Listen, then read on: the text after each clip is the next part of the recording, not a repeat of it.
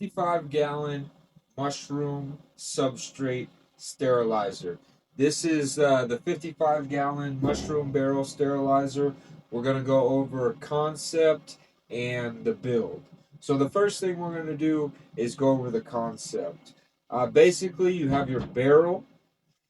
This is a water valve that goes in right here, so it's going to be filled up to about this point with water right here. Then we've got a hot water heater element right here, which just sits a little below the water valve so that it's completely submerged in water.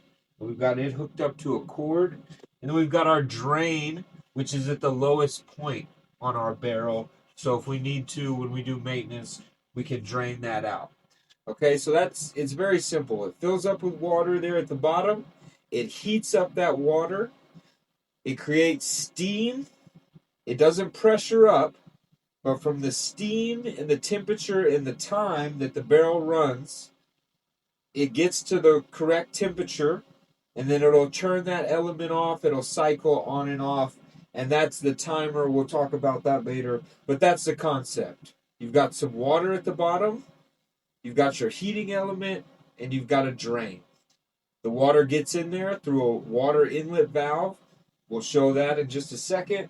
You've got your heating element, and you've got your drain at the lowest point. That's it. That's it. It's very simple. So we'll go over everything a little more detail, but it's pretty simple.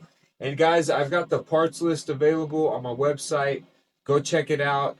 You can have a complete parts list of everything you need. So first, we got right here our water inlet valve, and it's connected to a float valve on the inside.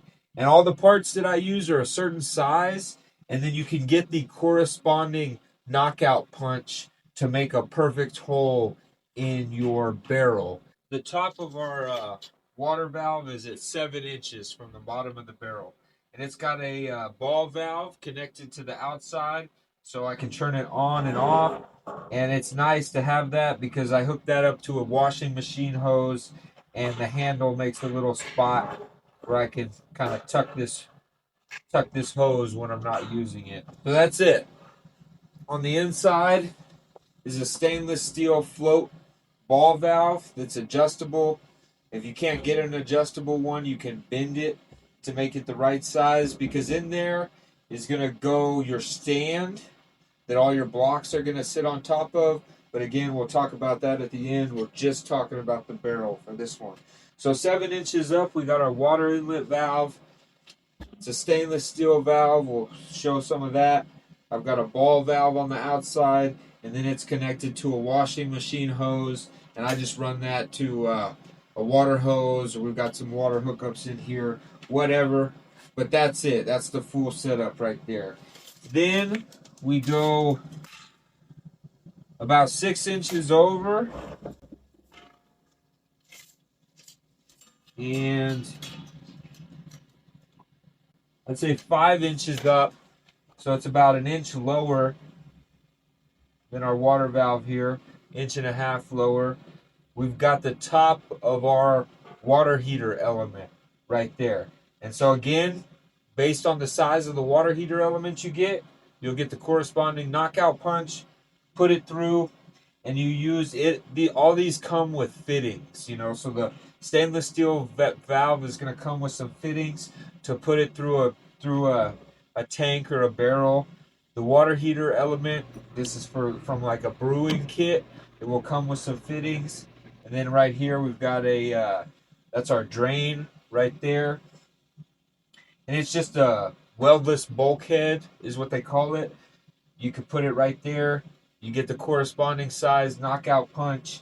And then on the outside of the barrel, I took some special silicone and put it around all our fittings.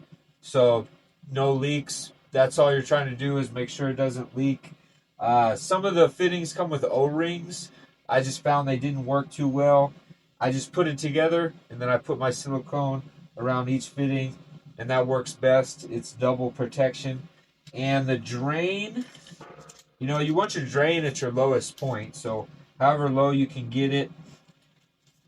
And it's about 3 inches over from the heating element and about 1 or 2 inches down. So the only thing, you can put this stuff basically anywhere you want it.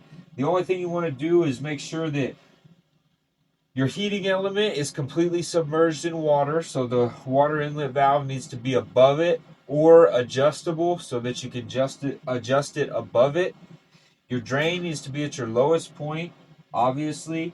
And, you want to keep in mind too, the more space you take up here, the less space you have to put blocks.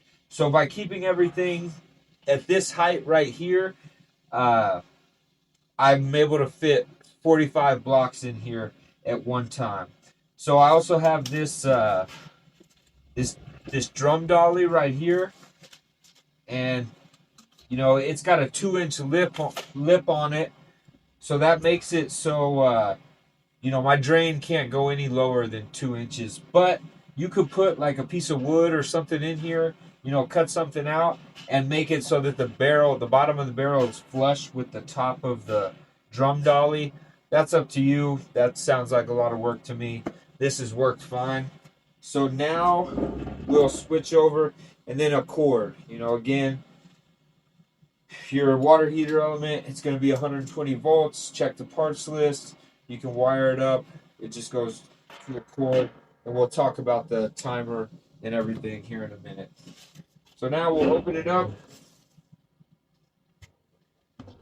and I'll shoot to some video of the inside. But this is what I did for my stand right here. It's just a bucket with some holes in it cut out. It's nice and simple. Holds a lot of weight. You could do whatever you wanted. You could do something else. We'll cut to some video of the inside of this as well, so you can see it's very simple. It's a water float valve, a heating element, and a drain. You want them spaced so that you don't want your float valve hitting on top of your heating element or anything like that. But other than that, that's it. It's very simple. I also you'll want to take the time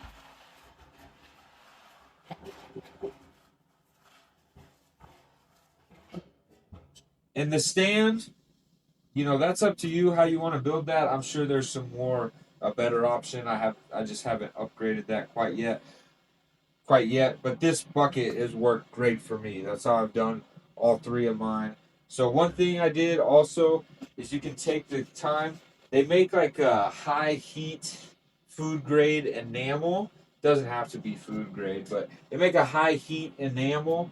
And I coated the entire barrel in that high heat enamel to keep back the rust and everything like that, because it will rust, but if you can slow it down and keep it clean, this is after about a year's worth of use, so not too bad. You can see there's a little rust, especially around the edges, but nothing serious at all. And I just got through servicing this, but I could always take a little brush and clean off some rust and do that, but as you can see, not too much rust. So that's basically it. This is unwrapped right now, but you'll want to find some way to insulate this barrel, because that'll help you heat everything up. So typically I wrap it just in like some insulation, put some blankets on top of here. On these bung holes, I kept one closed. You can open the little one. And this top doesn't need to be sealed or anything like that. You definitely don't want to pressure up this barrel, so you don't want anything sealed or anything like that. So that's it, guys. It's very simple. I showed you how far everything needs to be spaced, the height of everything, generally speaking, because what you do based on what you use is going to be just a little different. Same thing, based on the parts that you get, you'll need to get the corresponding knockout punches to put the holes in your barrel. If you use my parts list, you can skip all that. It's got all the parts listed. It's got all the correct knockout punches, everything you need. So that's it. That's the barrel sterilizer, you guys. that's the concept, how it works, and that's the design. It's very simple. Uh, like I said, if you think that's something you can do and you don't want to mess around guessing, go check out the parts list. I think it's on sale right now, plus like an hour of consultation if you need help. If this doesn't sound like it's something you can tackle on your own, uh, reach out. I can build one of these for you and ship it to you. We also make stainless steel units as well. And so now we'll switch over and we'll talk about the timer, which is part of the sterilizing unit too, but it's not connected to the barrel per se. So let's go. This is one of my barrel sterilizers right here. It's hot.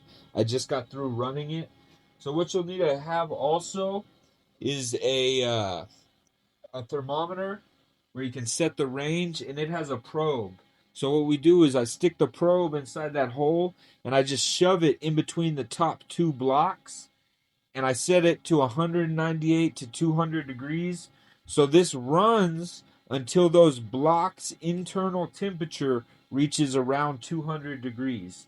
And then it toggles it on and off to maintain it at 200 degrees for the duration of the time that I set. And that's a wall timer. That's an outlet wall timer. So you'll also need this. If you want to make the sterilizer, you'll have to do this, and you will need a dedicated 15 amp breaker for that hot water heater element if you're using the one on my parts list.